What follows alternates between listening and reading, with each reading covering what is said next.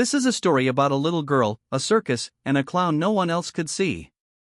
It was the kind of day that should have felt magical: cool breeze, cotton candy sweet air, children laughing, music fluttering through the trees from the fairgrounds. 11-year-old Lily Cartwright gripped her mother's hand with sticky fingers, her snow cone melting into her wrist. The Willow Falls Traveling Circus only came once every 5 years, and this was the first time Lily was old enough to remember. "Stay close, sweet pea," her mother said, brushing hair from her face.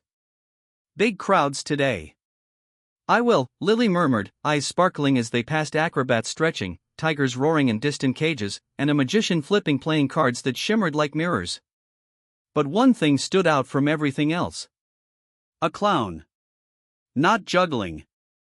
Not laughing. Not even moving. Just watching. He was off to the side, under the shadow of a cotton candy cart. He stood too tall, his ruffled collar sagging, his suit dirty and faded like it had been dragged through wet leaves. His conical hat drooped to one side, and the makeup on his face was smeared, not comical, not silly. Wrong. His painted-on smile slanted too sharply. And his eyes. They didn't blink. Lily stopped walking. "Mom," she said, tugging her mother's sleeve. "Who is that?" "Who?" Her mother turned, scanning. "That clown. Over there." Her mom frowned. "Where, honey?" Lily blinked. The clown was still there. Right. There. By the cotton candy cart. "There's no one there, Lily." But he was. His gaze locked with hers. He tilted his head just slightly, as if to say, "I see you." And then, he smiled wider. Inside the tent, the lights dimmed and the show began. Lions leapt through fire, trapeze artists soared overhead, and the ringmaster barked with velvet charm. The crowd clapped, gasped, laughed. But Lily couldn't stop glancing toward the side of the tent, just beyond the seating, where the shadows gathered behind flaps of canvas. He was there. The clown. Always watching. No one else looked his way. No one noticed. Lily told herself it was a character, part of the show, meant to be mysterious. But the longer the performance went on, the more he unsettled her. He never clapped. Never moved. His hands remained behind his back, and he didn't even sway with the music. And his eyes. Still unblinking. Still locked on hers. By the time the last firework popped and confetti rained from above, she was shaking. "Did you like it?" her mom asked. "Yeah," she said automatically. "Can I go see the animals?" "All right. 10 minutes. Stay where I can see you." Lily wandered past tents and carts toward the animal cages. Kids squealed over monkeys and fed peanuts to elephants. She lingered by a cage of parrots mimicking the crowd's cheers. And then she heard a whisper. "Pretty girl. Pretty dress." Her breath caught. She turned. The clown stood 10 feet away. Closer than before. No crowd. No parents. Just him and her. He raised one white-gloved hand and pointed. To a trailer in the distance, half hidden behind a striped curtain and a pile of ropes. "No," Lily said aloud, backing up. He didn't move. She turned and ran. Back at her mother's side, she tugged urgently. "He's back. He talked to me." "Who?" "The clown. He said something to me." He pointed at a trailer. Her mother looked concerned now, truly. She pulled Lily toward the security booth.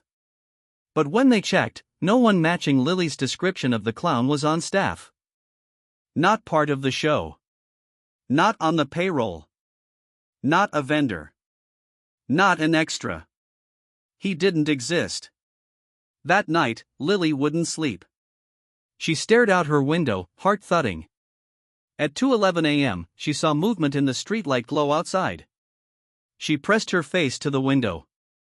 A tall figure stood at the end of their driveway. A slouched conical hat. A crooked smile. She screamed. Her parents came running. But by the time they looked, he was gone. By morning, Lily was gone too. No broken windows. No forced entry.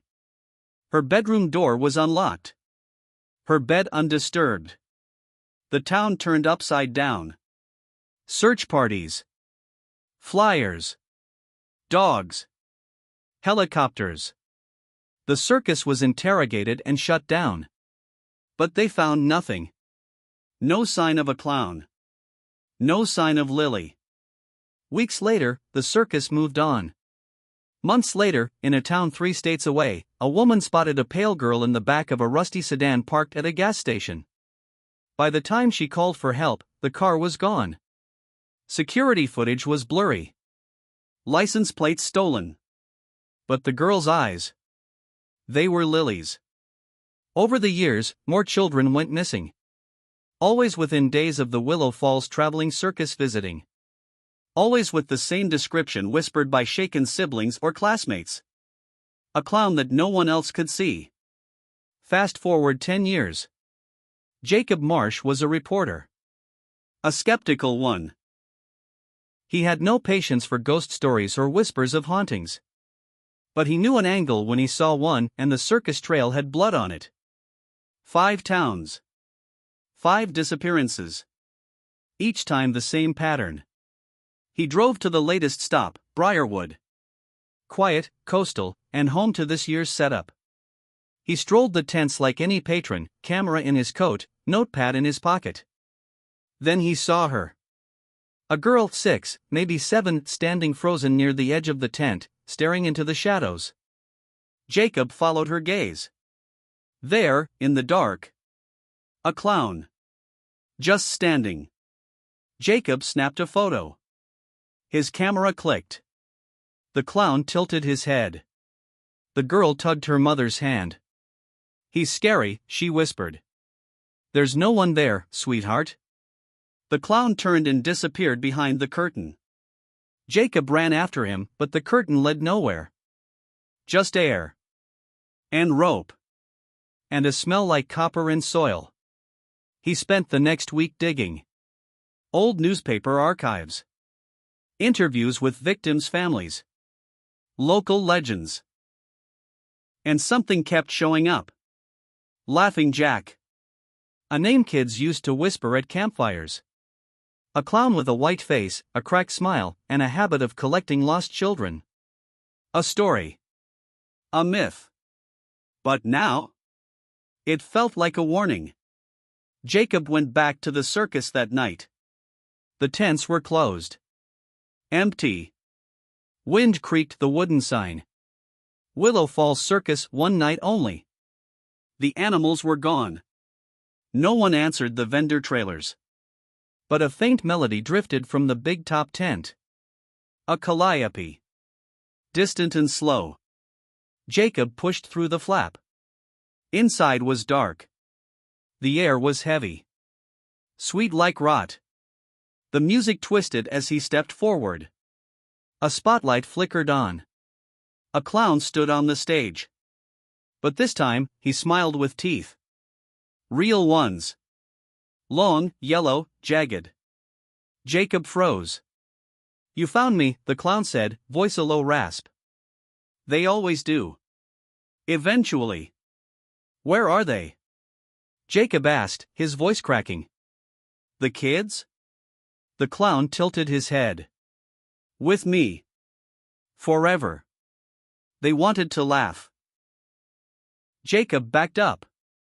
You can't hide anymore, he said, raising his camera. The clown didn't flinch. You think proof matters? He snapped a photo. Flash. But when Jacob looked at the preview screen, there was nothing. Just an empty stage. He looked up. The clown was gone. But laughter echoed from the darkness all around him. High-pitched. Dozens of voices. Children. Then the lights exploded. And the tent fell silent. Jacob was found 2 days later in a drainage ditch 3 miles from the fairgrounds. Clothes shredded. Camera melted. eyes, gone. They said it was a psychotic break. Too much pressure. Hallucinations. But he'd left a note in his hotel drawer. Scrawled in blood. Don't follow the clown. Don't follow the laugh. Some say the circus still travels. Some say the clown finds the kids who are too curious. Too lonely. Too willing to believe. So if you're ever at a carnival, and you see someone watching, someone with a crooked smile and eyes that don't blink, look away. And whatever you do, don't follow the laugh.